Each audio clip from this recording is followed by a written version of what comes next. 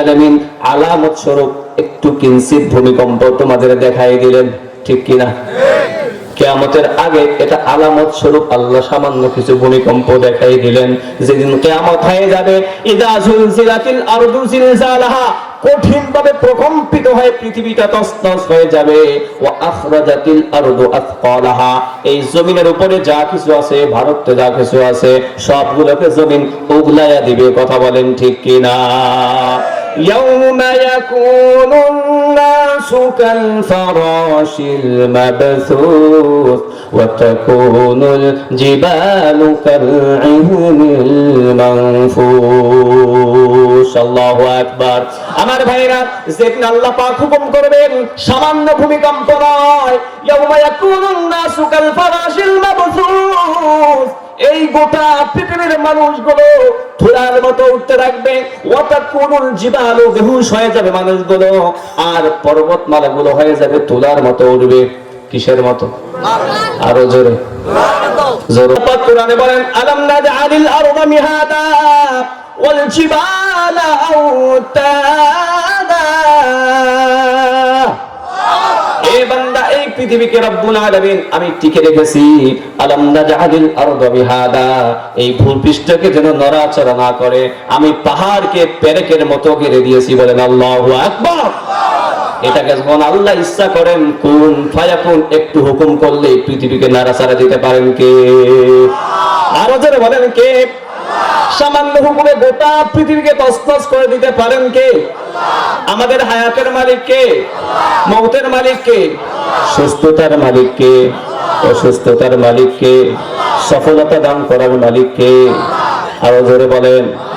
সব সময় স্মরণ করব কাকে? নামাজে দাঁড়িয়ে স্মরণ করব কাকে? নামাজের বাহিরে স্মরণ করব কাকে? অন্যের সম্পদ আত্মসাৎ করার সময় স্মরণ করব কাকে? দেখছেন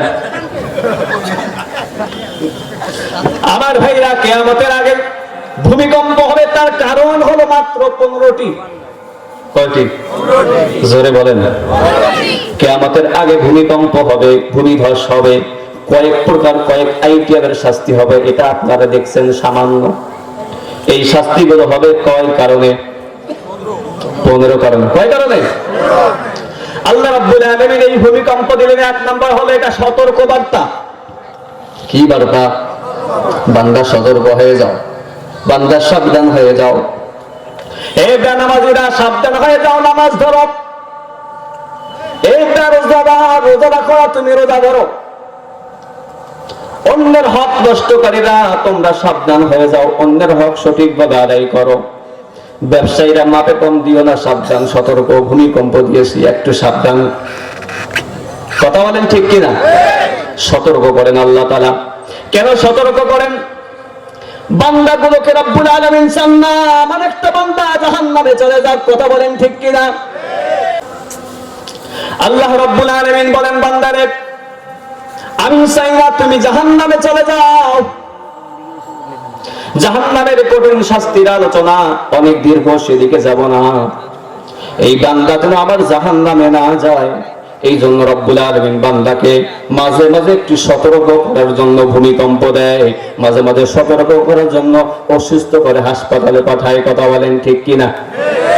অনেক মানুষ আছে জীবনে নামাজ পড়ে না, হঠাৎ দেখবেন পাক্কা নামাজি। আছে কি নাই? ভাই কি খবর? আপনি তো নামাজ পড়েন নাই, আজকে নামাজি। বলে, বাবা আমি অসুস্থ হয়ে হাসপাতালের বেডে শুয়েছিলাম, সেখানে আমি নিয়ত করেছি, আল্লাহ আমাকে যদি এবার সুস্থ করেন, আমি জীবনে এক ওয়াক্ত নামাজ কাজা করব না। কথা বলেন ঠিক কিনা? তাহলে অসুস্থতা আল্লাহর নিয়ামত। আল্লাহ পাক অসুস্থতা দেন, আল্লাহ পাক বিপদ দেন, আল্লাহ পাক ভূমিকম্প, ভূমিধস, আযাব এবং গজব বান্দাকে সতর্ক করে আল্লাহর দিকে ফিরে আনতে চান। কথা বলেন ঠিক কিনা? এই জন্য রব্বুল আলামিন বলেন, وَلَنُذِيقَنَّهُمْ مِنَ الْعَذَابِ الْأَدْنَى دُونَ الْعَذَابِ الْأَكْبَرِ لَعَلَّهُمْ يَرْجِعُونَ। এ বান্দারা, লানুযিকান্নাহুম মিনাল আযাবিল আদনা, আমি রব্বুল আলামিন অনেক বড় বড় আমার কাছে আযাব আছে, আমি বড় আযাবগুলো তোমাদের উপর দেই না, আমি দয়াময়, দয়া করে তোমাদের উপর সামান্য কিছু আযাব তোমাদেরকে দেখাইয়া দেই, কারণ আমি চাই না তোমরা জাহান্নামে যাইবা। দুনাল আযাবিল আকবার, বড় বড় আযাবগুলো বান্দা তোমাদের উপর আমি নাযিল করি না, আমি কিঞ্চিত আযাব দেই কারণ হলো তোমরা যেন আমার দিকে ফিরে আসো। কথা বলেন ঠিক কিনা? কিন্তু মানুষ আজকে এতটা উদাসীন হয়ে গেছে, আল্লাহ পাক সতর্ক করতেছে, ভূমিকম্প দিতেছে, বিপদ দিতেছে, এরপর আল্লাহকে ডাকতে চাই না। কথা বলেন ঠিক কিনা? যে আল্লাহ আমাকে খাওয়াইলেন, পান করাইলেন, রিজিকের মালিক, হায়াতের মালিক, সে আল্লাহকে ভুলে আজকে আমরা দিন অতিবাহিত করছি। এই জন্য আল্লাহ পাক সতর্ক করেন ভূমিকম্প দিয়ে, আযাব এবং গজব কিছু দিয়ে আল্লাহ পাক বান্দাকে সতর্ক করেন। বিজ্ঞানীরা বলেছে, বর্তমান গবেষকরা বলেছে, এই বাংলাদেশে যদি 5.7 থেকে 7 মাত্রায় কিংবা 9 মাত্রায় যদি একবারে বাংলাদেশে ভূমিকম্প হয়, বাংলাদেশের কোনো অস্তিত্ব খুঁজে পাওয়া যাবে না। কথা বলেন ঠিক কিনা? সেই ভূমিকম্প 9 মাত্রায়, 10 মাত্রায়, তার চেয়ে বেশি পরিমাণ বাংলাদেশে আমাদের উপর দেওয়ার মতো ক্ষমতা আল্লাহর আছে না নাই? কিন্তু আল্লাহ পাক অনেক বড় দয়াময়, আমাদের উপর দয়া করেছেন, ইহসান করেছেন, যার কারণে আমরা আজকে পৃথিবীতে বসবাস করতে পারতেছি, টিকিয়ে আছি। আমরা তো নেমা খাবারের মতো খাইতেছি, ঘুমাইতেছি, সব কিছু করতেছি, ব্যবসা করতেছি, বাণিজ্য করতেছি, সব ফসল ফলাইতেছি, বেচা করি, ব্যবসা বাণিজ্য, পৃথিবীর জন্য সব কিছু করতেছি, আল্লাহর গোলামি করতেছি না, আল্লাহর হুকুম মতো চলতেছি না, 5 ওয়াক্ত নামাজ পড়তেছি না, হজ ফরজ হওয়ার পর হজ করতেছি না, অন্যের হক নষ্ট করতেছি। এই সমস্ত অপরাধ এবং অন্যায় থেকে আল্লাহ পাক আমাদেরকে ফিরানোর জন্য এই ভূমিকম্প দিয়েছেন। এজন্য মানুষ আমরা আর গাফেল থাকবো না, আমরা সতর্ক হয়ে যাই, সাবধান হয়ে যাই।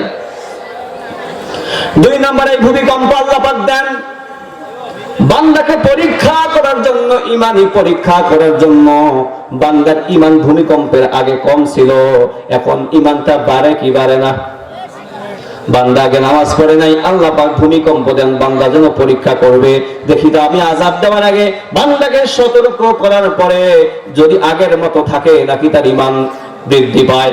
এই বিষয়টা পরীক্ষা করার জন্য আল্লাহ পাক এই সমস্ত আযাব গজব দেন। রব্বুল আলামিন কোরআনুল কারীমের মধ্যে বলেন,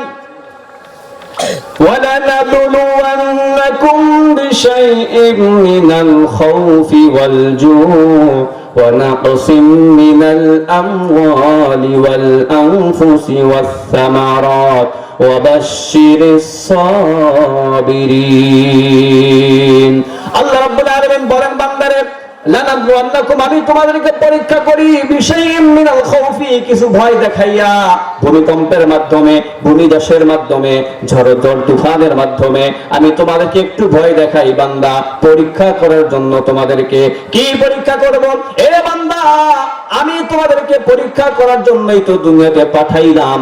আল্লাহ পাক রব্বুল আলামিন সূরাতুল মুলুক আয়াত নাম্বার 2 আল্লাহ বলেন, আল্লাযী খালাকাল মাউতা ওয়াল হায়াতা লিয়াবলুয়াকুম আইয়ুকুম আহসানু আমালা। আল্লাহু আকবার।